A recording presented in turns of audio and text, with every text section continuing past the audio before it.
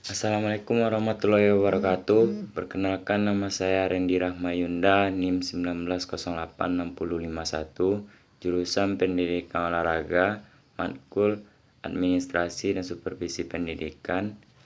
Dalam video ini saya akan menjelaskan tentang materi yaitu administrasi peserta didik. Baiklah, langsung saja. Yang pertama akan saya jelaskan yaitu pengertian administrasi peserta didik. Administrasi adalah mengelola sumber daya yang ada untuk mencapai tujuan secara efektif dan efisien. Jadi, peserta didik adalah anggota masyarakat yang berusaha mengembangkan potensi diri dari melalui proses pembelajaran yang tersedia pada jalur, jenjang, dan jenis pendidikan tertentu, yaitu pada Undang-Undang Nomor 20 Tahun 2003. Jadi, administrasi peserta didik adalah suatu proses pengaturan terhadap peserta didik. Itu bukanlah dalam bentuk kegiatan-kegiatan pencatatan peserta didik saja, melainkan melalui aspek yang luas agar tercapai tujuan pendidikan secara efektif dan efisien.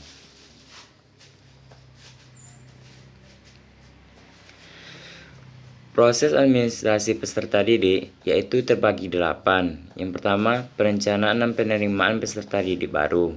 Perencanaan dan penerimaan peserta didik baru contohnya yaitu guru-guru merencanakan yaitu penerimaan peserta didik di SD mulai dari kelas 1 contohnya. Dan yang kedua yaitu orientasi peserta didik baru, yaitu awalan dalam kegiatan peserta didik. Yang ketiga itu bimbingan dan konseling, yaitu bimbingan yang diberikan oleh guru-guru. Yang keempat yaitu pengaturan disiplin dan tata tertib di sekolah. Yang kelima, pengelompokan peserta didik dan tata cara menentukan kedudukan peserta didik dalam kelompok. Yang keenam yaitu pengelolaan kelas. Yang ketujuh, pencatatan data peserta didik dan instrumen-instrumen yang digunakan. Yang kedelapan yaitu kenaikan kelas dan EPTA.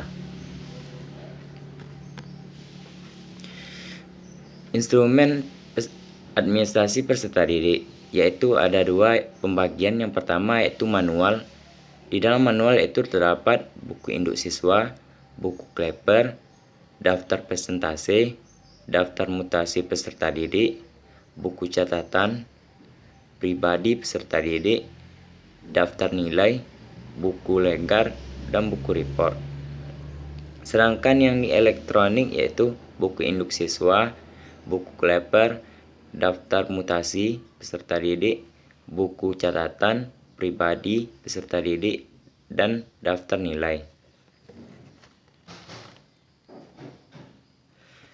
Nah, yaitu kita masuk yang keempat yaitu kelebihan instrumen elektronik. Kelebihan instrumen elektronik yaitu terbagi 7. Yang pertama yaitu lebih cepat, yaitu atau disebut dengan speed. Yang kedua yaitu lebih teliti atau disebut dengan akuransi. Yang ketiga yaitu kapasitas lebih besar atau strong. Yang keempat yaitu kemampuan mengulang atau disebut dengan repetition. Yang kelima yaitu mudah mengupdate. Dan yang keenam permudah untuk mengirim dan menerima.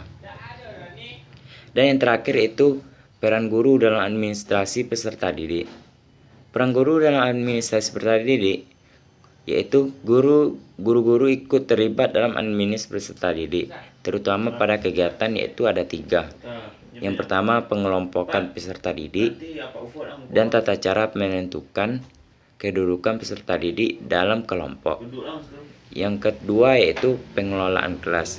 Di dalam pengelolaan kelas yaitu guru-guru sudah dapat pembagian yaitu di mana siswa-siswanya diletakkan tempat posisi mulai dari kelas 1 maupun sampai kelas 6. Dan yang ketiga yaitu kenaikan kelas dan atau disebut dengan EPTA, yaitu guru-guru sudah menetapkan bahwa kenaikan kelas yaitu pada kelas 6 hingga